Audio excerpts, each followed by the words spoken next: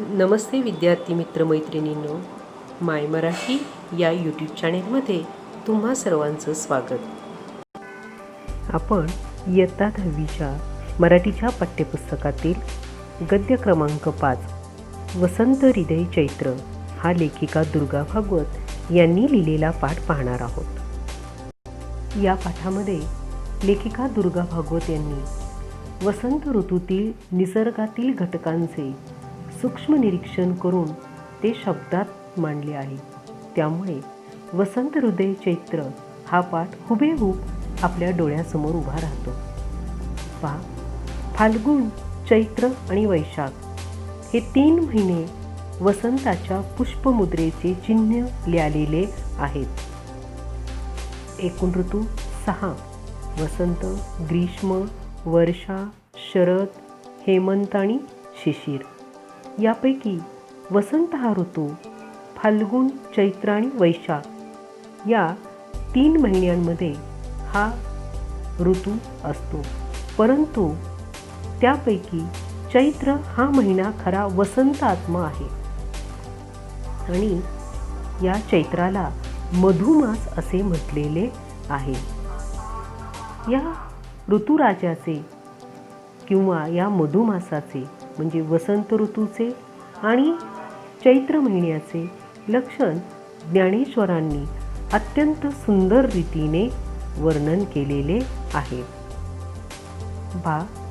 3रा अध्याय ओवी क्रमांक 100 मध्ये ज्ञानेश्वर म्हणतात, जैसे ऋतुपतीचे द्वार वनश्री निरंतर ओळगे फळभार लावण्येसी.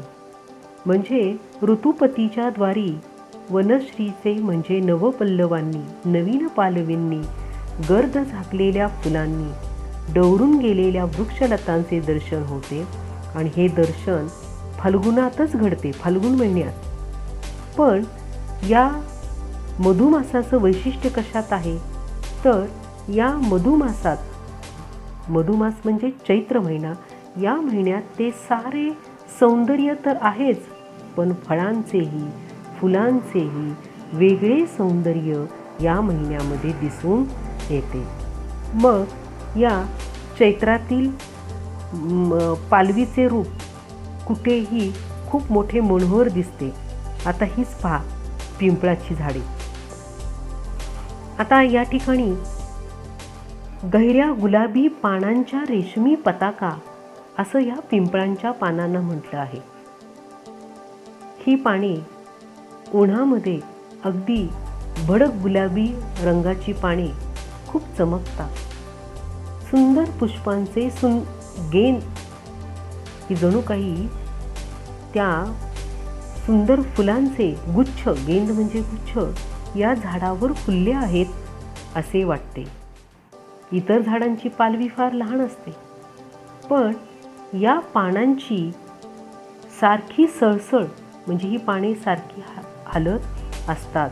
आणि लेखिकेच्या घराजवळ देखील हे असंच एक पिंपळाचं झाड आहे आणि ते झाड देखील खूप सुंदर दिसतं असं वर्णन या ठिकाणी लेखिकेने केलेले आहे. मग या पिंपळाच्या झाडावर मधुमालतीची वेल चढलेली आहे. अगदी या पिंपळाला या वेलीने वेढून टाकले आहे. ही मधुमालती देखील गुलाबी गेंदांनी खच्चून भरली आहे. म्हणजे तिला देखील गुलाबी फुलांचे गुच्छ आलेले आहेत. तिला फुलायला आणखी जागाही नाही, तरी पिंपळाच्या तांबूस पानांची आणि या गुलाबी गेंदांची खूप गर्दी झाली आहे. फक्त फुलेच नाही किंवा पालवीच नाही, तर हिरवी फळेही आलेली आहेत आणि पिंपळावर इतर झाडांप्रमाणे यांच्या फांदीला ओळीनं ही फळे चिकटून बसलेली आहेत. त्यानंतर घाणेरी, अगदी उग्रगंधी म्हणजे जिचा वास खूप तीव्र येतो परंतु शोभिवंत आणि दुरंगी फुलांचे गुच्छ असलेली अशी ही घाणेरी. आम्ही तिला लहानपणी टणटणी असं म्हणायचो. मग दुरंगी का म्हटलेलं आहे? तर कधी कधी गुलाबी फुलात एखादं पिवळं, पिवळ्यामध्ये एखादं गुलाबी, कधी शेंद्री व पिवळा, पिवळा आणि जांभळा, लाल आणि पांढरा, जांभळा आणि गुलाबी, शेंद्री आणि जांभळा, किती म्हणून या झाडांच्या रंगाच्या फुलांचं वर्णन, विविध दुरंगी फुलांचं वर्णन आपल्याला पाहावयास मिळतं. इथेच पहा ना, पिवळा आणि लाल हे दोन रंग एकत्र आहेत. खरं तर कुठलेही दोन रंग एरवी एकमेकांच्या शेजारी शोभणारे नाहीत, पण निसर्गाच्या दुनियेमध्ये मात्र ही उलटी शोभा आपल्या डोळ्यांना एक आल्हाद देऊन जाते. आता गुजरातमध्ये या घाणेरीच्या वृक्षाला चुनडी असे नाव दिले आहे, कारण त्या ठिकाणी काठेवाडी आणि राजपुताण्यातल्या चुनड्यांचे भडक रंगांचे रहस्य त्यामुळे लेखिकेला उमगले आहे की कधीकधी आपण भडक रंग म्हणून त्याची कुचेष्टा करतो, म्हणजे अपमान करतो, किंवा अशा रंगाची कपडे आपण पाहतच नाही, भडक रंग आवडत नाही. परंतु या काठेवाडीतल्या लोकांनी शतकानुशतके निसर्गाचं ही जी प्रेरणा आहे भडक रंगाची, तिला महत्त्व देऊन आपल्या वस्त्रांमध्ये, कपड्यांमध्ये त्या भडक रंगाला त्यांनी तिथं प्राधान्य दिलेलं आहे. म्हणजे ही घाणेरी जी आहे ती देखील वसंत ऋतूमध्ये, चैत्र मासामध्ये अशी छानपैकी फुलून येते आणि लेखिकेने तिचंही वर्णन या ठिकाणी सुंदर पद्धतीनं केलेली आहे. पुढे आहे माड. माड म्हणजेच नारळ. बारमहा हिरवी आणि फळांनी भरलेली ही झाडे, त्यांच्या पानांचा नखरा अगदी वेगळाच. माथ्यावर फिक्या रंगाचे जावळ भुरभुरल्यासारखे वाटते आणि त्या पानांच्या गाभ्यातून नारळाच्या लंगराच्या वर होडीच्या आकाराचं पेव फुटतं आणि त्या सुक्या कळकट पेवातून वेताच्या रंगाच्या फुलांच्या लोंब्या बाहेर पडतात. चित्रात दिसते बघा, चित्र क्रमांक 2 मध्ये. नारळाची फुलं अगदी निर्गंध असतात, वास नसतो त्यांना, टणक असतात, पण तो टणकपणा आपल्याला बोचत नाही. त्याच्या ज्या पाकळ्या असतात त्या पाकळ्यांचा स्पर्श आपल्या बोटांना अगदी गुळगुळीत वाटतो आणि 3 पाकळ्यांची फिक्या पिवळ्या रंगाची ही फुले असतात आणि म्हणून लेखिकेने 3 पाकळ्यांच्या हा फुलांचा पेला असं या ठिकाणी या नारळाच्या फुलांना संबोधलं आहे. आणि मग त्याचं सौंदर्य पाहून आपण मुग्ध होतो, गुंगून जातो आणि प्रचंड नारळाचं हे नखा एवढं फूल, अगदी छोटं, ते फूल पाहून देखील आपल्याला गंमत वाटते. त्याचप्रमाणे कडुनिंबाचं झाड निरसळ फुलांच्या तुऱ्यांनी भरून गेलेलं असतं. त्याचा तुरा जर पाहिला, जवळ जाऊन निरीक्षण केलं तर निळसर फुले असतात, पण याचा सुगंध रात्रीच्या वेळी अतिशय मनोरम वाटतो. म्हणजे बघितलं तर कडुनिंबाचं झाड कडवट, पण त्याचा सुगंध अतिशय मनोरम आणि निळसर फुलांचे तुरे हे त्याचं वैशिष्ट्य. या कडुनिंबाच्या शेजारीच कडवट उग्र वासाचे संबंध फुललेलं करंजाचं झाड.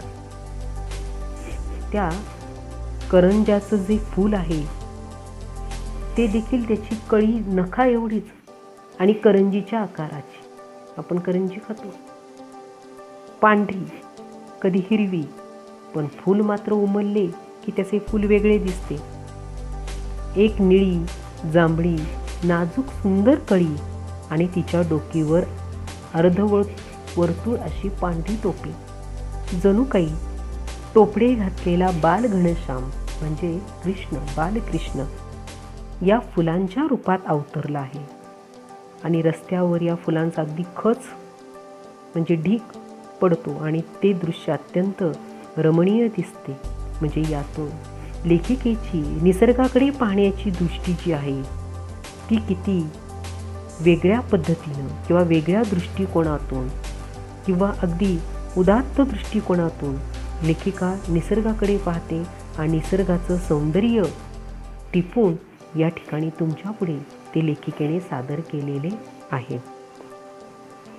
आता चैत्रातली पानांची शोभा, फळशोभा जी आहे ती आंब्या फणसाशिवाय पूर्ण होणारच नाही.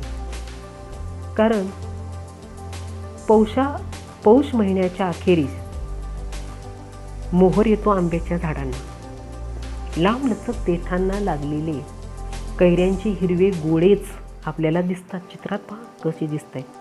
आणि हे हिरवे गोळे वाऱ्याबरोबर छानपैकी झोके घेत असतात. मग पोपट किंवा कावळे त्या कैऱ्या पाडाला लागल्या आहेत की नाही ते पाहण्याकरता त्यांना चोचींनी मारतात. तेव्हा मोठी ती मऊज दिसते. गावाबाहेरच्या झाडातून कोकिळांचे कूजन, कुहू कुहू हे त्यांचे बोलणे आंब्याच्या झाडावर चालते. बघा, त्या कैऱ्या जून होतात राट थोड्याशा आणि मग एकीकडे त्याची सगळी पानं झडतात आणि त्या झाडांवर फक्त कैऱ्या दिसतात. तरीही ते झाड वृक्ष असे कधीच दिसत नाही. चैत्र महिन्यात या झाडाला पालवीच्या घोसच्या घोस लागतात आणि कैऱ्यांबरोबर तेही झोके घेतात. म्हणजे माघ महिन्यातील मोहरांच्या झुपक्यांनी भरलेले व सुगंधाने दरवळलेले झाड सुंदर की आत्ताचे हे सांगणे कठीण आहे. म्हणजे माघ महिन्यात मोहर येतो, नंतर कैऱ्या जून होऊन त्याची सगळी पाने झडतात, पुन्हा चैत्रामध्ये त्याला पुन्हा पाने येतात. म्हणजे असं सुंदर मनोरम्य दृश्य या आंब्याच्या झाडाचं दिसतं. फणस, फणसाला पालवी नाही पण ते टवटवीत दिसते. त्याची फळे अगदी पायापासून डोक्यापर्यंत लादलेली असतात. फणसाला फुले धरत नाही. तर पौष आणि माघ या महिन्यात त्याला हिरवे कोके येतात.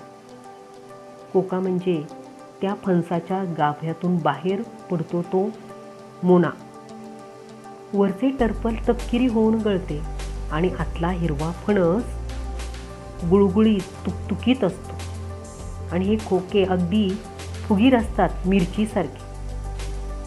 काही दिवसांनी त्यावर खसखशीसारखे बारीक दाणे दिसू लागतात आणि ते दाणे वाढून पांढऱ्या किडीसारखे तंतू बनतात आणि त्यालाच खालून काटे वाढतात आणि हे तंतू गळले की संपूर्ण अवयवांनी युक्त पण आकाराने मुसुंब्या एवढा फणस तयार होतो. म्हणजे अगदी बुंध्यापासून हे फणस यायला लागतात. तर कधी कधी गंमत म्हणजे याचं अर्धफळ मातीत पण गाडलं जातं. म्हणजे इतके खालून हे फणस यायला लागतात.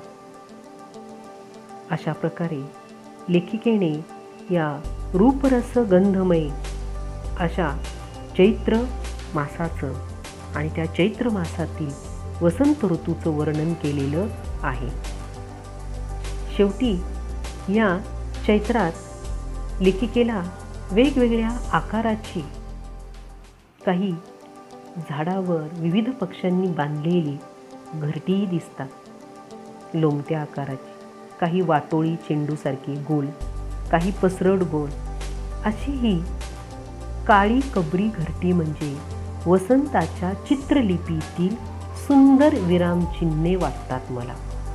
म्हणजे ही घरटी पाहिल्यानंतर आपण तिथं थांबतो.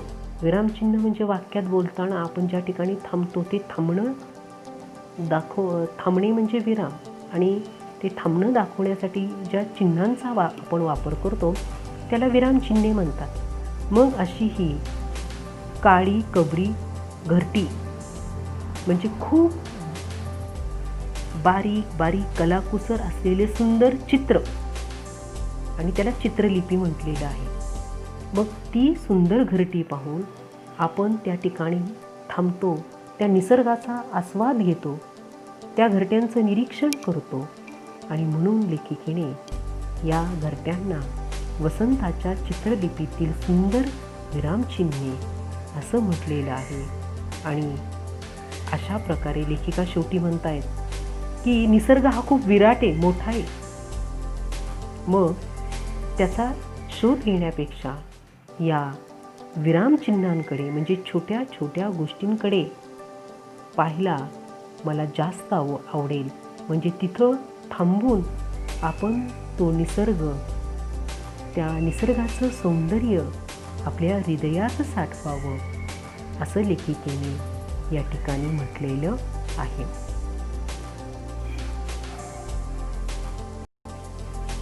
धन्यवाद. पाठ तुम्हाला आवडलाच असेल. हा व्हिडिओ पुन्हा पुन्हा पहा. पाठ्यपुस्तकातील पाठही पुन्हा पुन्हा वाचा. पाठाखालील स्वाध्याय सोडवा. आणि हो, चॅनेल सबस्क्राईब करायला विसरू नका. पुन्हा आपण भेटूच नव्या व्हिडिओमध्ये.